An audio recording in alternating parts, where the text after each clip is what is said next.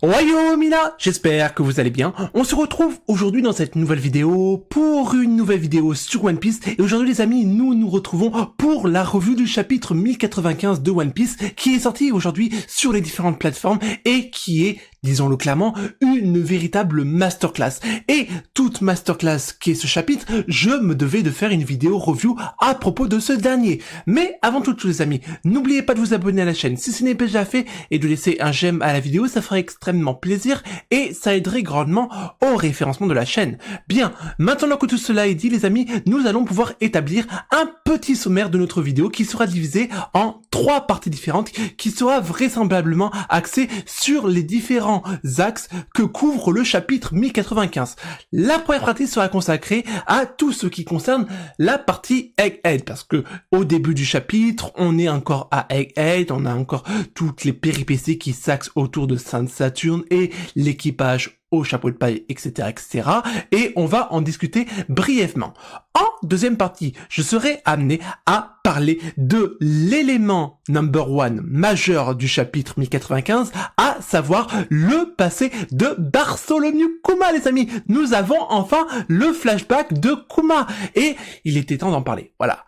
Et en troisième et dernière partie, je serai amené à parler de l'info de l'année. L'info de l'année. Voilà, on y est. Tout le monde l'attendait.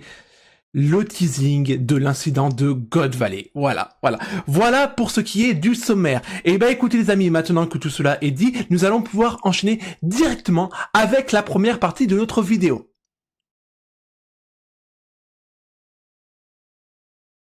Alors les amis, nous commençons le chapitre 1095 avec la continuité littéralement du chapitre 1094 où on avait Bonnie qui était en train d'attaquer Sainte Saturne et qui lui a littéralement planté un katana dans le torse. Et chose qui est vraiment très intéressante, c'est qu'au même moment, ou juste après plus ou moins, on apprend que Kizaru est littéralement out. Il est out, il a épuisé son énergie, peu importe comment on peut teaser ça de quelque ordre que ce soit, le fait est qu'il est au sol. Donc c'est pour ça que du coup, Sainte Saturne a plus ou moins, ou pour pas dire totalement, pris les choses en main vis-à-vis de ce qui se passe sur Egghead. Et autre fait très intéressant, c'est qu'on voit que Luffy est un peu également KO. Voilà, littéralement, il est aussi par terre à l'image de ce qu'on a pu voir précédemment lors de ces vraiment gros combats. Je pense notamment au combat contre Kaido, etc., etc. Voilà, bref, il a épuisé son énergie. Et c'est à ce moment-là, du coup, qu'on a deux axes qui se distinguent l'un de l'autre. C'est d'un côté Sainte Saturne qui essaye de tuer Luffy, littéralement, ce dernier étant sauvé par Franky in extremis, merci Franky, et le deuxième axe, c'est Sainte Saturne qui va essayer de tuer Jellery Bonnie, voilà. Et les amis, moi j'ai été vraiment très hypé par cette série de pages, parce qu'on parle de 10 pages sur l'ensemble du chapitre, il me semble, je crois bien, c'est, oui, 8 ou 10 pages, quelque chose comme ça n'excédera pas les 10 pages de toute façon, mais globalement, les amis, c'était vraiment très intéressant parce que on apprend un peu ce qu'il en est de la suite des événements d'Egghead et la finalité parce que moi, personnellement, quand j'étais sur le chapitre 1094 et que je voyais Bonnie planter le katana dans le corps de Sainte Saturne, je me dis mais what the fuck, qu'est-ce qui se passe là? Qu'est-ce qui se passe, Bonnie comme ça? En fait, en plus de tout, Sainte Saturne n'a même pas esquivé, donc on aurait pu imaginer qu'il a pas été pris, il a été pris au dépourvu, etc., etc. Mais non. Tout simplement parce que il s'est volontairement pas décalé, tout simplement parce que le bonhomme, il a la capacité de s'auto-régénérer. Eh ben, écoutez, qu'est-ce que vous voulez que je vous dise? Je sais pas, auto-régénération, donc même si on le blesse, ni vu ni connu, bah il a juste à claquer des doigts pour guérir, voilà. Et chose qui est vraiment intéressante, c'est qu'on apprend au même moment, donc tous les membres de l'équipage qui sont présents sur place, donc Franky, Sanji, Bonnie, Luffy et également du coup indirectement du coup Vegapunk, tous sont plaqués au sol comme s'ils étaient accrochés au sol par la gravité. Et ça c'est pas inintéressant les amis que je parle de la gravité parce que aux dernières nouvelles, le seul à pouvoir maîtriser la gravité dans tout One Piece, il me semble que c'est Fujitora. Alors, est-ce que, du coup, on aurait, dans l'univers de One Piece, apparemment c'est le cas, une variante d'un pouvoir de fruit des démons qui permettrait de contrôler la gravité? Vraisemblablement c'est le cas, parce que du coup, Sun Saturn les plaque littéralement au sol, de sorte à ce qu'ils ne puissent pas bouger, et en définitive, c'est relativement intriguant. Moi, personnellement, j'ai vraiment hâte de savoir quel type de fruit du démon le Sun Saturn a mangé, parce que, en définitive, on avait tendance jusqu'à présent à dire que Kaido était la créature la plus forte du monde, littéralement. Mais quand je vois Sun Saturn, sans parler des 4 autres doyens, 4 autres ou 5 autres? Ils sont combien? Les 5 doyens. Non, les 4 autres, c'est bien ça, les 4 autres. Bah, on a en droit à se demander si effectivement Kaido était effectivement la créature la plus forte au monde.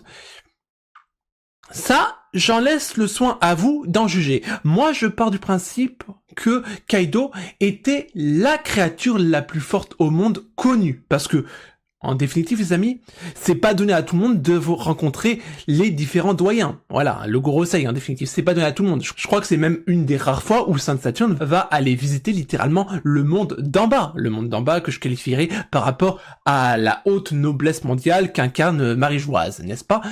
Et, bah, ça remet en chose beaucoup de choses. J'ai mis beaucoup de choses là. Bref, vous aurez compris les bails. Le fait est que peut-être bien, que les doyens possèdent tous une forme de fruit du démon de type mythologique, à l'image de ce que nous avons avec Sun Saturn, mais que ces derniers sont bien plus forts que ce que Kaido est ou nous a déjà montré vis-à-vis de son fruit du démon. Ça, c'est vraiment très intéressant. Après, avec tout ça, l'événement majeur qui m'a impacté moi personnellement, c'est le fait que, Bonnie, elle est littéralement en mauvaise posture. Et j'ai envie de vous dire, les amis, que j'espère qu'elle va s'en sortir, parce que moi, personnellement, je ne vois pas Oda tuer une femme. Moi, déjà, comme je vous l'ai dit à maintes et maintes reprises, pour moi, tuer ou porter atteinte à une femme de quelque ordre que ce soit, c'est tabou. C'est tabou. Moi, je n'aime pas. Même à mon pire personnage féminin que je déteste, je ne lui souhaite pas de mourir ou de subir tout et n'importe quoi. Ça, il va de soi que Bonnie rentre dans le cadre, voilà. Mais là où j'ai atterri, j'ai sorti le train d'atterrissage, c'est que vous voyez la dynamique des princesses avec Vivi égale princesse d'Alabasta, aide de Luffy, Rebecca princesse de Dressrosa aidée par Luffy. Là, on a Bonnie, indirectement princesse du royaume de Sorbet, qui va probablement être aidée par Luffy. Voilà. Et à côté, on a le petit Momonosuke qui est littéralement le souverain de Wano Kuni, littéralement. Donc, en fait, c'est le rôle propre du guerrier de la libération qu'incarne Joy Boy et, par définition, Monkey D. Luffy dans le temps présent.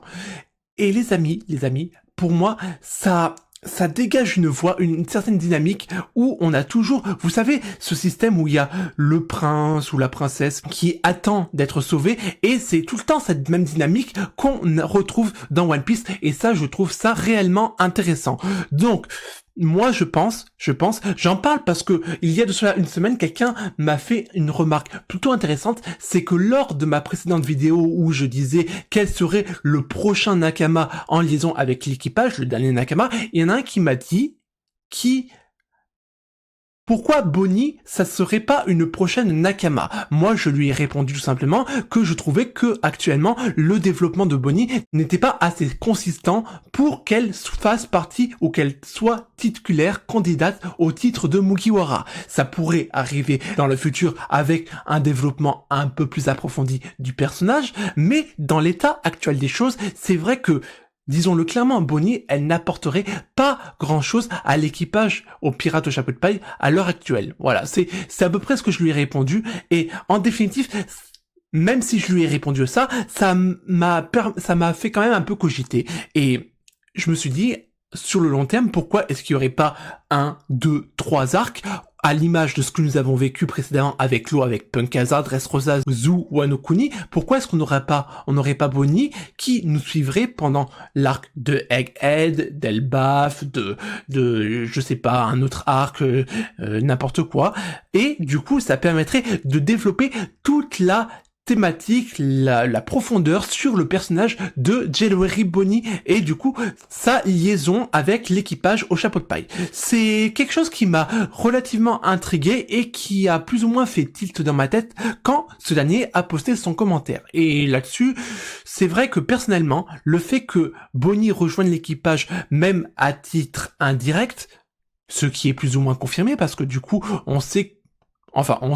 on espère surtout parce que là encore une fois ce n'est pas validé, on espère que du coup l'équipage va pouvoir se dégager de ce bourbier sans nom qui se trouve à Egghead, mais dans l'idée, tout le monde partirait, que ce soit l'équipage chapeau de paille, Vegapunk, Bonnie, et peut-être même les alter ego de Vegapunk, tout ce beau monde se retrouverait sur le Sony et décamperait vers d'autres cieux, direction vers Elbaf. Voilà, là où peut-être ils rejoindront Vivi à ce moment-là, puisque cette dernière est au courant de la destination de l'équipage. Soit dit en passant. Bah écoutez, on a à peu près terminé tout ce que j'avais à dire par rapport à tout ce qui se rattachait à Egghead. Maintenant les amis, nous allons pouvoir enchaîner avec notre deuxième partie de notre vidéo qui est directement rattachée au passé de Bartholomew Kuma, dit le souverain du royaume de Sorbet. À tout de suite.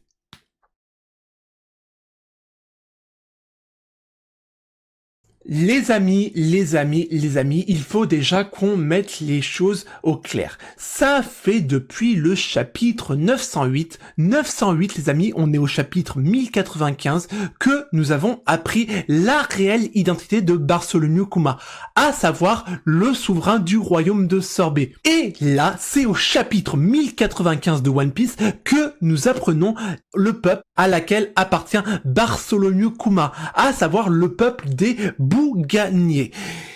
Les amis, c'est déjà là, on fait un bond en avant par rapport au développement propre du personnage de Bartholomew Kuma, parce que les amis, au travers de ce que nous avons vu au cours des derniers chapitres, en l'occurrence surtout le flashback où Bonnie avait été plus ou moins rentrée en résonance avec le subconscient de Bartholomew Kuma, où elle a découvert le passif de ce dernier, et déjà, à ce moment-là, il y avait beaucoup de questions qui se posaient autour de ce passif, etc., etc.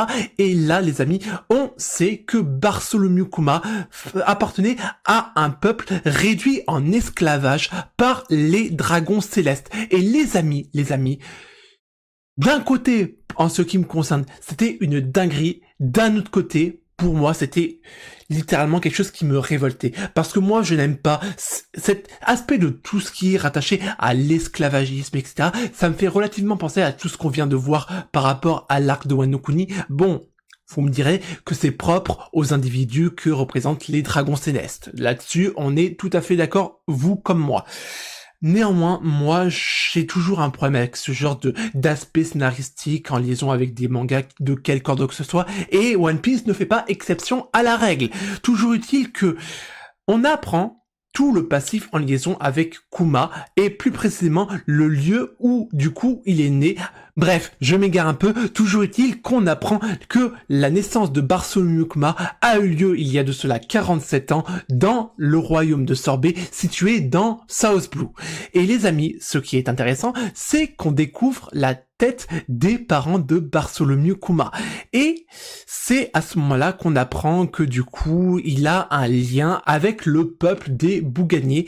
Et en définitive, les amis, ça met en lumière beaucoup d'ombres qu'il y avait autour de ce personnage. Parce que autant les autres Shichibukai, que ce soit Boa Hancock, Mihawk, que ce soit du coup Edward Weevil, bon je prends un petit risque en disant Edward Weevil, également qui d'autre? Il y a qui d'autre? Moria, Gecko Moria. Mais il y avait jusqu'à présent 2 personnages à propos de qui on n'avait absolument aucune information. 1. Crocodile. 2. Bartholomew Kuma. En partant du principe qu'on connaît l'histoire des autres, plus ou moins, Je parle même pas de Doflamingo, voilà, avec toutes les histoires en liaison avec Dressrosa, et surtout son passif direct avec les dragons célestes. Là, on a vraiment un schéma narratif qui se développe autour de Bartholomew Kuma, et ça, franchement, c'est relativement intéressant, de par mon point de vue personnel. Et c'est à ce moment-là que moi, personnellement, je me suis dit, mais punaise, la vie de dingue, et négativement dingue, qu'il a eu Bartholomew Kuma, franchement, moi, j'ai pas envie d'être à sa place. J'ai pas envie d'être à sa place. Quelques années plus tard, il est retenu en tant qu'esclave des dragons célestes, et en plus de tout, il voit littéralement, ses parents mourir, les uns après les autres, tués par les dragons célestes. Qu'est-ce que vous voulez que je vous dise? C'est un martyr. Bartholomew Kuma est un martyr dans l'équation. Et franchement, rien que de vous en parler, là, ça me rend mal. Ça me rend mal parce que Bartholomew Kuma, si on met Mihawk et Boa Hancock de côté, c'est le Shichibukai qui m'intéressait le plus. Littéralement. Doflamingo, je pouvais pas le supporter parce que du coup il était rattaché à toutes les mésaventures qu'a rencontré Rebecca et son peuple, même topo pour Crocodile rattaché à Vivi. Gecko Moria, j'aime pas character design. Non, Bartholomew Kuma était le Shichibukai que j'appréciais en dehors du coup de Mihawk et Boa Hancock qui sont des cas à part. Et là les amis, on en apprend un peu plus à travers le dieu du soleil Nika, le guerrier de la libération, et du fait que ce peuple va avoir un rôle à jouer par rapport à ce dernier. Ce dernier étant Monkey D. Luffy, on peut décemment dire de façon certaine que Bonnie, si on part du principe que du coup Bonnie est la descendante de la volonté de Bartholomew Kuma, c'est comme ça que je le dirais, et ben on peut décemment dire que cette dernière va être littéralement une alliée de Monkey D. Luffy et de l'équipage au chapeau de paille. Là-dessus, à mon humble avis, il y a absolument aucune ambiguïté. Et là, les amis, on apprend que il y a 38 ans, et non plus 47 ans, donc on est un peu plus tôt par rapport à la naissance de Kuma, juste après, un peu plus tard, nous apprenons à West Blue que les dragons célestes vont organiser un festival pour massacrer la population. Littéralement. Voilà. Qu'est-ce que je vous dis? Bah, je sais ce que je vais vous dire. En avant pour la partie 3, qui va s'axer sur la partie en liaison avec God Valley. Let's go, c'est parti.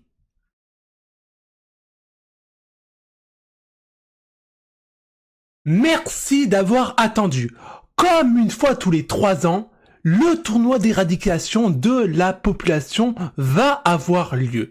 Cette année, le tournoi se déroulera dans ce pays non affilié au gouvernement mondial, et ce sont les premiers mots qui va introduire la partie en liaison avec God Valley. Et ces événements se sont passés il y a de cela 38 ans, quelque part dans West Blue. Et les amis, ça fait combien de temps qu'on attendait ça? Ça fait combien de temps qu'on attendait le flashback? Parce qu'on n'a pas encore eu techniquement le flashback sur l'incident de God Valley, mais là, c'est littéralement le prologue, si j'ose dire, le prologue de l'incident de God Valley, parce que l'incident de God Valley, qu'est-ce que c'est? C'est tout ce qui s'accentue au cours de l'alliance entre Goldie Roger, Monkey D. Garp, et du coup l'affrontement qui l'opposera à l'équipage de Rock Dixebeck.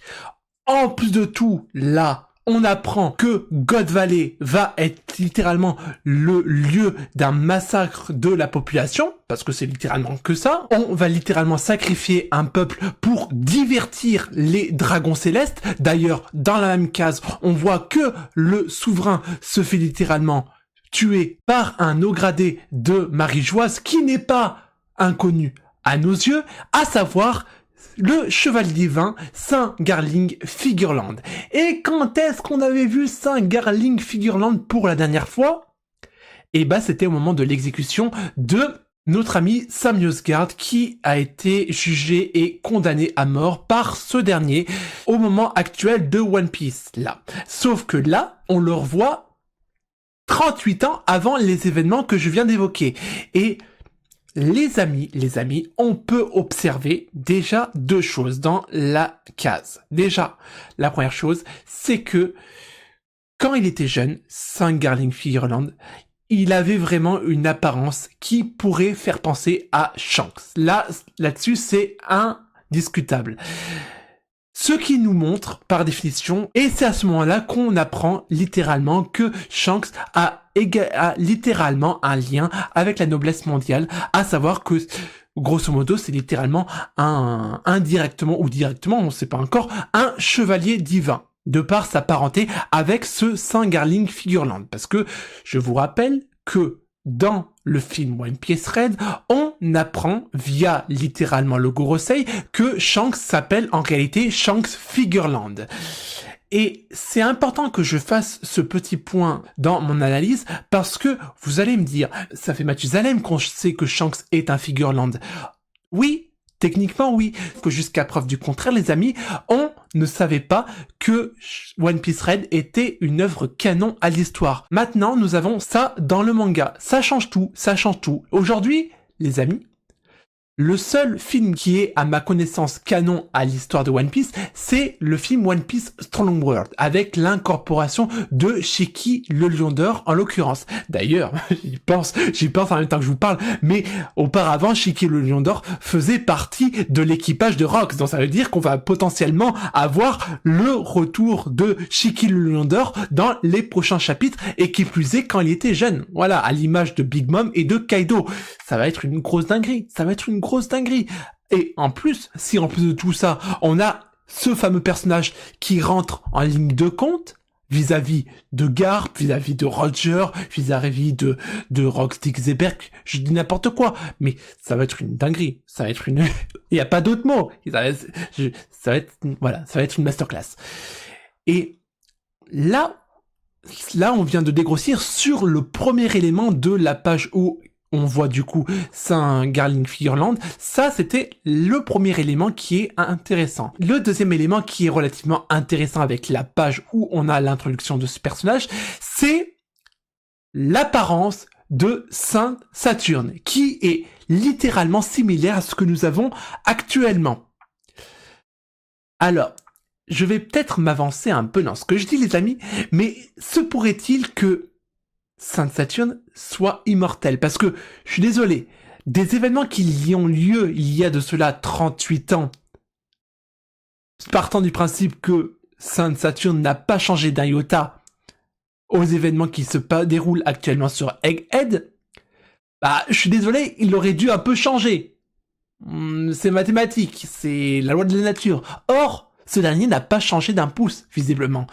Et ça relève quelque chose d'intéressant, c'est est-ce que Saint Saturne, à l'image des 4 autres doyens et du coup de Im-sama, aurait reçu simultanément l'opération de jouvence grâce à l'éveil du OP no Mi et de l'un de ses anciens utilisateurs.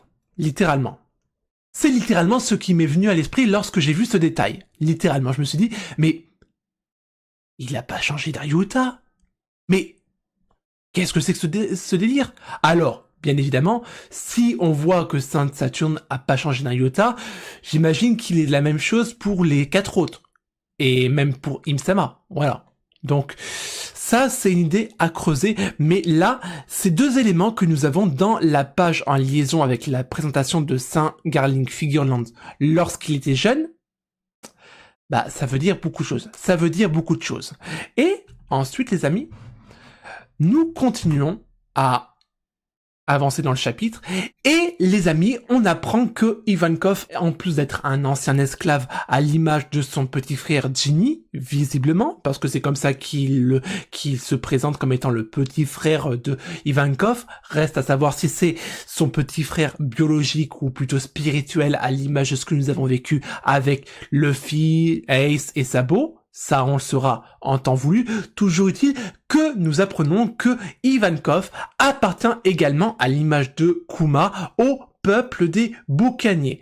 Et les amis, vous voyez la cohérence dans l'équation? Vous la voyez la cohérence? Eh ben, maintenant, je pense, avec tout ça, que Ivankov de par sa longue expérience, a ressenti la singularité de Luffy comme étant du guerrier de la libération, a suivi également Monkey D. Dragon.